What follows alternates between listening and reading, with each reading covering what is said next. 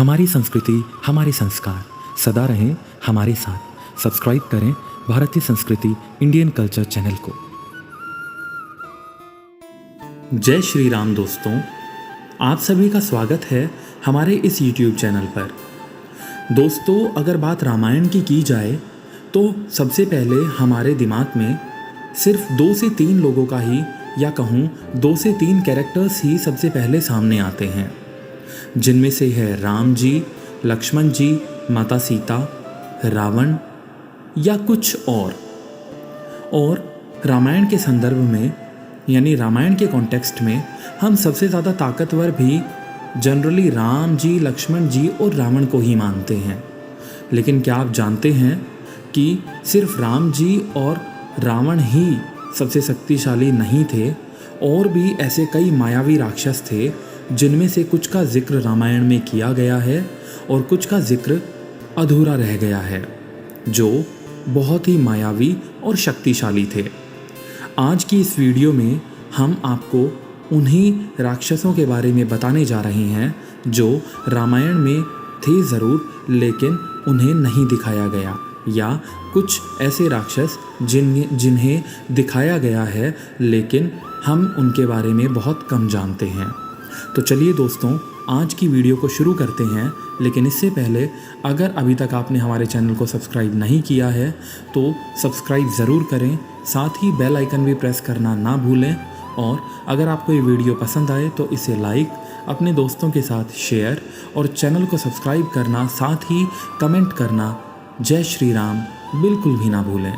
तो चलिए दोस्तों, शुरू करते हैं रामायण काल के 10 प्रमुख मायावी राक्षसों के बारे में। तो दोस्तों, सबसे पहले बात करते हैं रामायण में सबसे पहला और सबसे बड़ा मायावी राक्षस, स्वयं महाराज रावण। जी हाँ, आप सोचेंगे कि मैंने रावण से पहले महाराज क्यों लगाया। दोस्तों, असल में वह लंका का राजा था और राजा के लिए महाराज शब्द का प्रयोग तो किया जाना उचित है।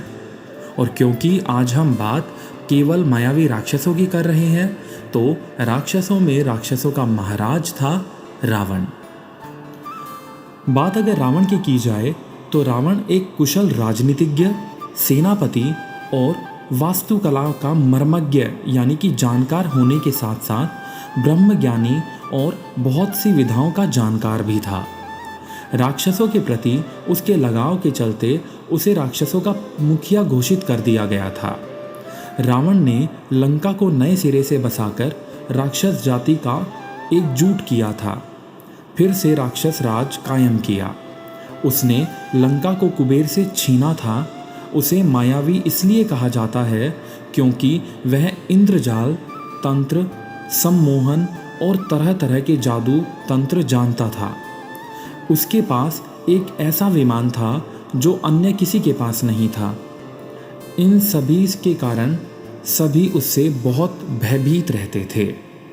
तो ये था मायावी रावण। इसके बाद जो दूसरा मायावी राक्षस बहुत ही शक्तिशाली था, उसका नाम है कालनेमी। जी हाँ दोस्तों, अब हम जानेंगे एक और मायावी राक्षस कालनेमी के बारे में। कालनेमी का संबंध भी रावण से ही है। दरअसल कालनेमी राक्षस रावण का विश्वस्त अनुचर या कहूँ गुप्तचर था। यह भयंकर मायावी और क्रूर था। इसकी प्रसिद्धि दूर दूर तक थी। रावण ने इसे एक बहुत ही कठिन काम सौंप दिया था। जब राम रावण युद्ध में लक्ष्मण को शक्ति लगने से वह बेहोश हो गए थे, तब हनुमान को तुरंत ही संजीवनी लाने को कहा गया था। हनुमान जी जब द्रोणाचल की ओर चल पड़े थे तो रावण ने उनके मार्ग में विघ्न पैदा करने के लिए कालनेमी को भेजा। कालनेमी ने अपनी माया से तालाब, मंदिर और सुंदर बगीचा बनाया और वह वहीं एक ऋषि का वेश धारण करके मार्ग में बैठ गया। हनुमान जी उस स्थान को देखकर वहां जलपान के लिए रुकने का समय बनाकर उतरे तो उसने हनुमान जी को पकड़ लिया। हनुमान जी ने उसे मार डाला। फिर उन्होंने अपनी पूंछ से कालनेमी को जकड़कर उसका वध कर दिया।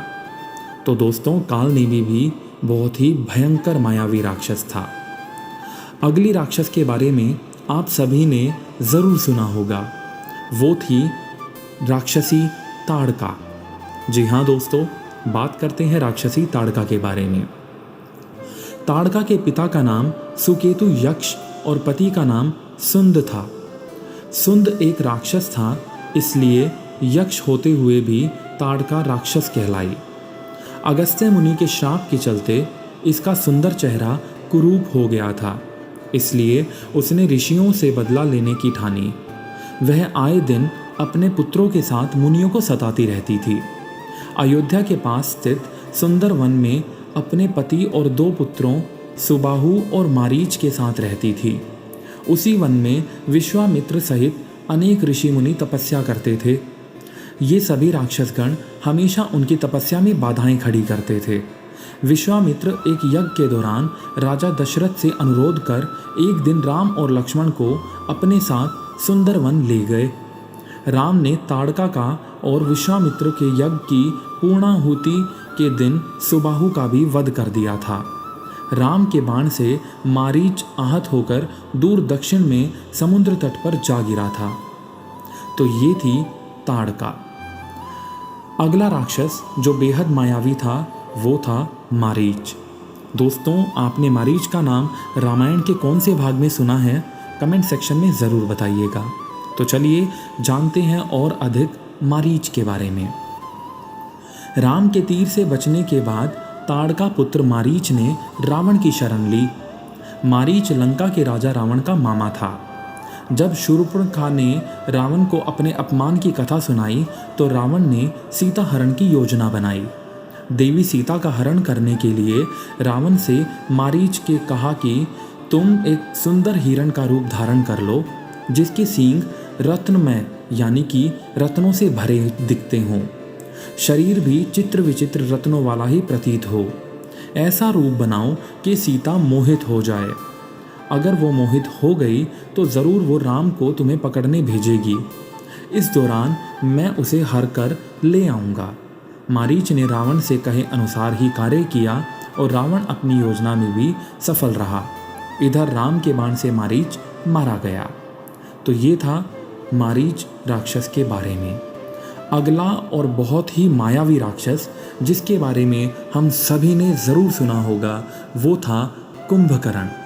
जी हाँ, रावण का छोटा भाई कुंभकर्ण। ये रावण का भाई तो था ही, लेकिन इसकी एक खासियत यह थी कि ये 6 महीने बाद सिर्फ एक दिन जागता और भोजन करके फिर से सो जाता, क्योंकि इसने ब्रह्मा जी से निंद्रासन का वरदान मांग लिया था। युद्ध के दौरान किसी तरह कुंभकर्ण को जगाया गया। कुंभकर्ण ने युद्ध में अपने विशाल शरीर से वानरों पर प्रहार करना शुरू कर दिया। इसके राम की सेना में हाहाकार मच गया। सेना का मनोबल बढ़ाने के लिए राम ने कुंभकर्ण को युद्ध के लिए ललकारा और भगवान राम के हाथ कुंभकर्ण वीर गति को प्राप्त हुआ। दोस्तों, अगले राक्षस का नाम शायद आपने रामायण में भी कहीं नहीं सुना होगा। अगले राक्षस जिसके बारे में हम चर्चा करने जा रहे हैं उसका नाम है कबंध। जी हाँ दोस्तों, चलिए चर्चा करते हैं राक्षस कबंध के बारे में। सीता की खोज में लगे राम लक्ष्मण को दंडक वन में अचानक एक विचित्र दानव दिखा। इसका मस्तक और गला नहीं था, उसकी केवल एक ही आंख नजर आ रही थी। वह विशालकाय और भयानक था। उस विचित्र दैत्य का नाम कबंध था। कबंध ने राम लक्ष्मण को एक साथ पकड़ लिया। राम और लक्ष्मण ने कबंध की दोनों भुजाएं काट डाली। कबंध ने भूमि पर गिरकर पूछा, आप कौन वीर हैं? परिचय जानकर कबंध बोला, यह मेरा सौभाग्य है कि आपने मुझे बंधन मुक्त कर दिया। कबंध ने कहा, मैं दनु का पुत्र कबंध बहुत पराक्रमी और सुंदर था। राक्षसों जैसी भीषण आकृति बनाकर मैं ऋषियों को डराया करता था, इसलिए मेरा यह हाल हो गया। हे राम, आपका धन्यवाद। आपके इस बाण से मैं अब मृत्यु को या कहूँ मुक्ति को प्राप्त हो जाऊंगा।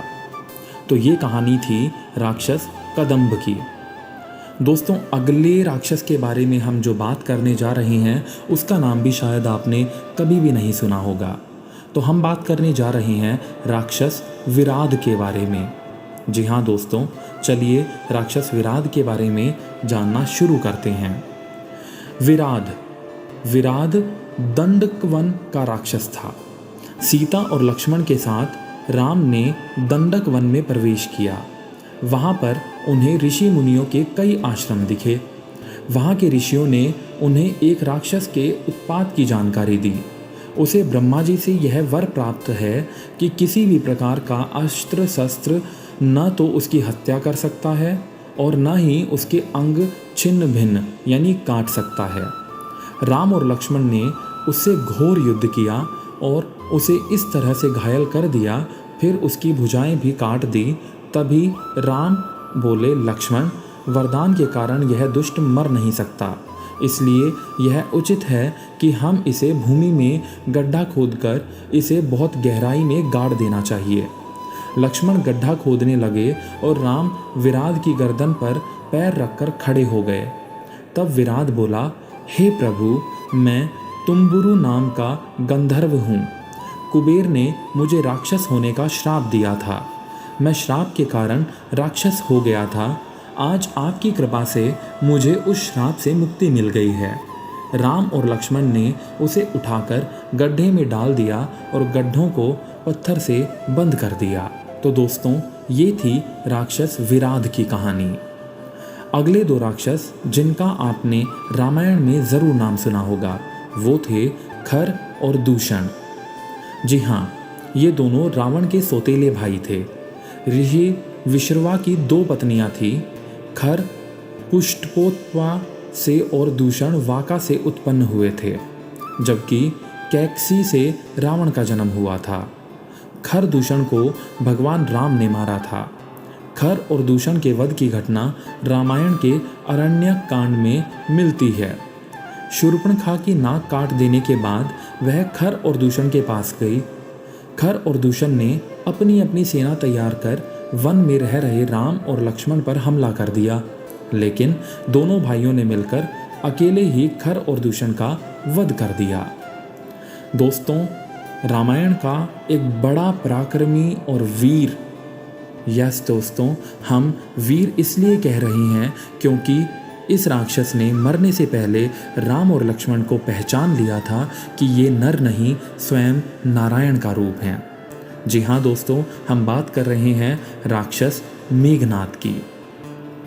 मेघनाद को इंद्रजीत भी कहा जाता है क्योंकि उन्होंने स्वर्ग पर आक्रमण करके उस पर अपना अधिकार जमा लिया था।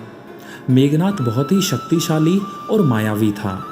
रावण के पुत्रों में मेघनाद सबसे पराक्रमी था। माना जाता है कि जब इसका जन्म हुआ तब इसने मेघ के समान गर्जना की, इसलिए यह मेघनाद कहलाया। मेघनाद ने युवावस्था में दैत्यों के गुरु शुक्राचार्य की सहायता से सप्त यज्ञ किए थे और शिव के आशीर्वाद से दिव्य रथ, दिव्यास्त्र और तामसी माया प्राप्त की थी। मेघनाद का वध भगवान लक्ष्मण ने एक दिव्य बाण से किया था। बाण मेघनाद का सिर काटते हुए आकाश में दूर तक लेकर चला गया था। तो ये थी मेघनाद की कहानी। दोस्तों, आप सोच रहे होंगे कि हमने अपनी इस वीडियो में बहुत से राक्षसों के बारे में जिक्र क्यों किया है। दोस्तों, आज की वीडियो बनाने का उद्देश्य था कि दुनिया में अच्छाई और बुराई दोनों हैं। अब ये हमारे ऊपर निर्भर करता है कि हम बुराई से भी अच्छाई को कैसे निकाल सकते हैं। हमने कुछ राक्षसों की कहानी में यह सुना कि वह किसी टाइम पर एक अच्छे इंसान हुआ करते थे, लेकिन कुछ बुराई करने से और श्राप मिलने के कारण उन्हें राक्षस का जन्म भोगना पड़ा। तो दोस्तों, कहने का भाव सिर्फ यही है कि इंसान होते हुए ही हम लोग पुण्य और पाप दोनों कर सकते हैं, यानी कि अच्छे इंसान और राक्षस दोनों का ही रूप बन सकते हैं। अब ये हमारे ऊपर डिपेंड करता है कि हम राक्षस बनकर जीवन बिताना चाहते हैं या एक अच्छा इंसान बनकर जीवन बिताना चाहते हैं। दोस्तों, आपको आज की वीडियो कैसी लगी कमेंट सेक्शन में ज़रूर बताइएगा। हम मिलते हैं आपसे अगली ही एक ऐसी इंटरेस्टिंग वीडियो में। तब तक के लिए अपना ख्याल रखिएगा। हमारे चैनल को सब्सक्राइब ज़रूर करिएगा, साथ ही बेल आइकन को भी प्रेस ज़रूर करिएगा। जय श्री राम।